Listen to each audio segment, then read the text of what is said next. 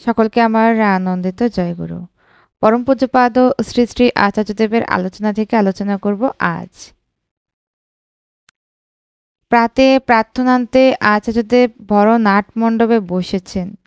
প্রসঙ্গ তুলে আমাদের প্রতি বলছেন, একজন পিতার মধ্যে পূরণ পালন রক্ষণ সব গুণই থাকবে। ঠাকুরের কাছে মানুষ তাই পেয়ে থেকেছে, থাকেন। আর একজন পুরুষের মধ্যে শুধু পূরণ করার গুণটাই থাকবে, তার মধ্যে পালন পোষণের রকমটা নাও থাকতে পারে। আবার সেই পুরুষই যখন পিতার ভূমিকা নিচ্ছে, তখন তার মধ্যে পালন পোষণও থাকছে পূরণের সাথে সাথে। যেমন স্বপনদা doctor Swapan Kumar Biswas in general একজন ডাক্তার, একজন রোগীকে ডাক্তারের ভূমিকায় চিকিৎসা করছেন। আবার স্বপনদা যখন একজনের নাম করে ওর চিকিৎসা করছেন, তখন চিকিৎসার সাথে রাত জেগে রোগীর মাথায় হাত বুলিয়ে তাকে সোলেস দিচ্ছেন। এক্ষেত্রে পালন পোষণও করছেন। এই ঘটনাটি বলে তিনি স্বপনদার দিকে তাকিয়ে সাহাস্যে বলছেন, স্বপনদার এই ঘটনাটা আমি সুদর্শন চক্রে দেখার মতো করে দেখে বললাম। শুনে স্বপনদাও পুলকিত, তার অন্তর্রাজ্যের খবর তার কাছে। প্রসঙ্গ ওঠে, দুই দিন আগে জীবন চক্রবর্তীদার সাথে আলাপের সূত্রে কলকাতা থেকে এক দাদা এসেছিলেন। তিনি অনেক আগেই দীক্ষিত, শ্রী ঠাকুর দর্শনও করেছেন, কিন্তু দীর্ঘদিন এই ব্যাপারে ডিটেস্ট ছিলেন। গতকাল সন্ধ্যায় তিনি ফিলান্থপি সম্মুখস্থ মণ্ডপে আচার্যদেবের সাথে আলাপ করতে গিয়ে বলেন, ঠাকুর আমার মায়ের তৈরি কলাইয়ের বড়া এমনভাবে নিলেন যে সে দৃশ্য আমার মনের মধ্যে জেগে আছে। আমি এইখানে এসে আপনার এই মানুষের সমস্যার সমাধান দেখে মুগ্ধ হয়েছি। আমি খুব উপভোগ করছি। আচার্যদেব এখন ওই দাদার প্রসঙ্গ তুলে আমাদের প্রতি বলছেন। উনি শাণ্ডিল্য ইউনিভার্সিটির কথা তুলে বলেন, হচ্ছে না কেন? আমি তাকে বললাম, কেন হচ্ছে না বলা সহজ, কিন্তু ওয়ে আউট বের করে পদক্ষেপ নেওয়া সেটা অন্য বিষয়। আমি ওনাকে বললাম, শাণ্ডিল্য ইউনিভার্সিটি নিয়ে ভাবতে গেলে আমাকে রোজ 18 ঘন্টা ওটার মধ্যে ইফোর্ট দিতে হবে। তা দিতে গেলে এই যে এত লোক আসছে, তাদের সাথে কোন ইন্টারেকশনে যাওয়া সম্ভব হবে না। তাহলে কি এদের বাদ দিয়ে আমি ওই নিয়ে লেগে পড়ব? সেটা যেহেতু সম্ভব না, তাই আমি শাণ্ডিল্য ইউনিভার্সিটি নিয়ে ভাবতে রাজি নই। তবু আমি তলে তলে ওটার জন্য যে কমপক্ষে 30 একর জমি দরকার তা ঠিক করে রেখেছি।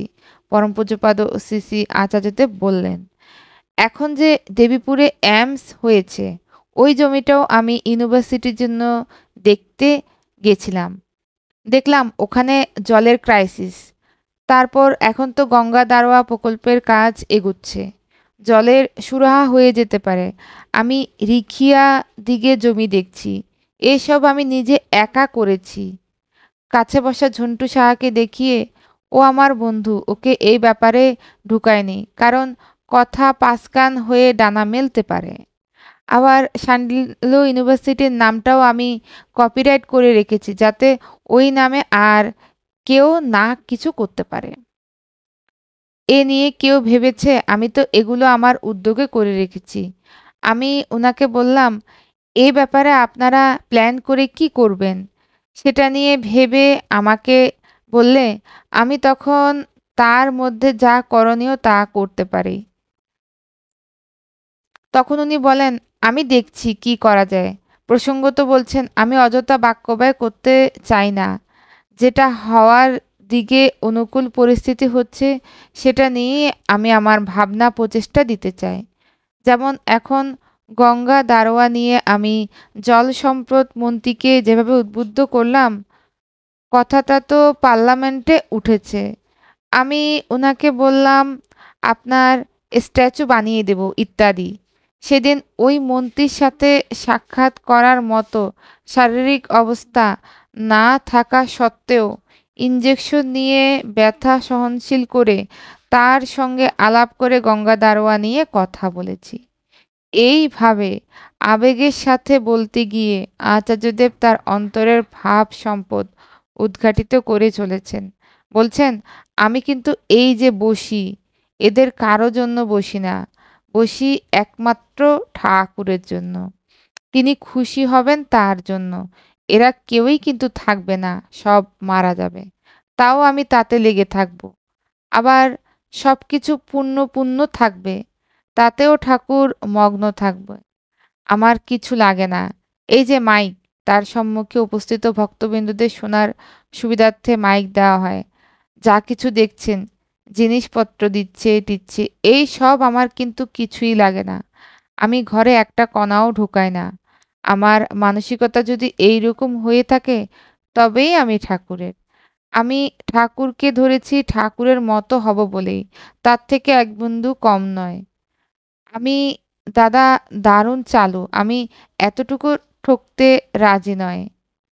এক মা তার বাচ্চার কি একটা অপারেশন হবে, তার জন্য কেঁদে ভেঙে পড়া রকমে জানতে থাকলে তিনি তাকে বকুনের ধরনে বলছেন, কারো উপর নির্ভর না করলে কখনো নির্ভয় হতে পারবে না। আগে নির্ভর করতে শেখো তো। আমার ১১ মাসের বাচ্চাকে অপারেশন করতে নিয়ে যাচ্ছে আর আমি আমার বউ আড্ডা মারছি। তাহলে কি বুঝছো? আমি কি পাগল? বাচ্চাকে অপারেশন থিয়েটারে নিচ্ছে আর আমরা আনন্দ করছি। কারণ আমি জানি সেখানে ঠাকুরই থাকবেন। আমার তার উপর নির্ভরতা আছে। তাই আমার ভয়ের কোনো কারণই নাই। আবার নিবেদিত হলো, একজনের মাঝে শরীর খারাপ হয়।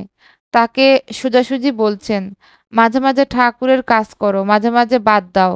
তাই মাঝে শরীর খারাপ হয়। আমি সবসময় এসব নিয়ে থাকি, ঠাকুরকে নিজের মধ্যে জাগিয়ে রাখি, তাই আমার শরীরও খারাপ হয় না।